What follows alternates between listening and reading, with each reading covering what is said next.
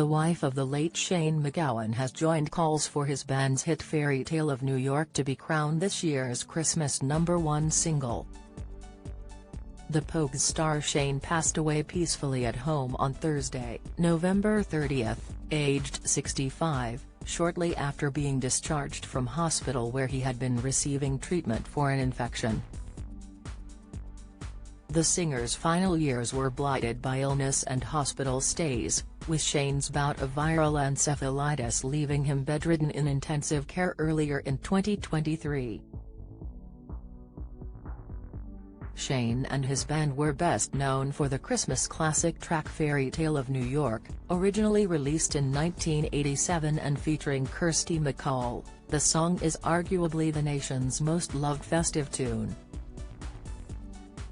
Despite selling millions of copies over the years and reaching the top 20 on 20 occasions, the track has never topped the UK charts as she Christmas #1. Shane's death, however, has prompted widespread calls from his fans to finally get the song at the top of the charts this year, and now his wife Victoria Mary Clark is on board too.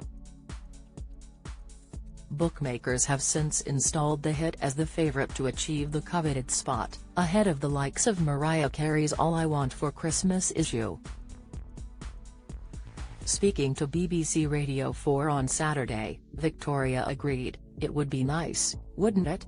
It should be the Christmas #1, it absolutely should. I'm very much in favour of that," she continued, explaining that whilst Shane's lyrics were often very cynical, he was a really romantic man. "He was the kind of person that would tell you how beautiful you are every single day," she said. Victoria, 57, went on to compare the song's turbulent love story words to her own relationship with Shane, who was born on Christmas Day, 1957. "It's not the romance that's gone wrong. In the song, they still love each other but life has gone wrong, and I think that's what's probably a little bit similar to our story," she added. "We were both very much affected by his addiction, but you can still love even though you're in that situation.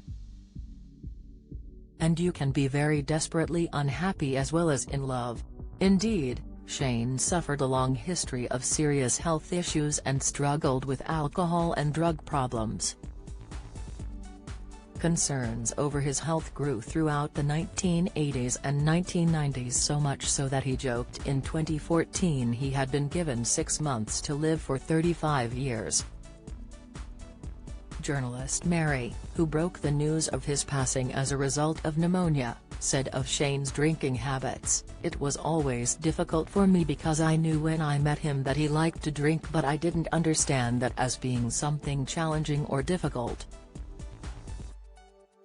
And she revealed his final days she had tried alternative therapies for her spouse, including health drinks, hypnosis and physio.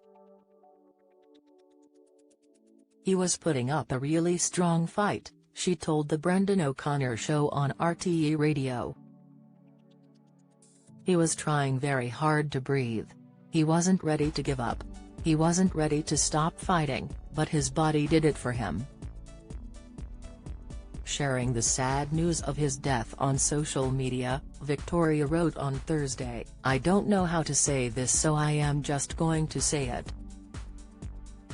Shane, who will always be the light that I hold before me and the measure of my dreams, and the love of my life, and the most beautiful soul and beautiful angel, and the sun and the moon, and the start and end of everything that I hold dear, has gone to be with Jesus and Mary and his beautiful mother Therese."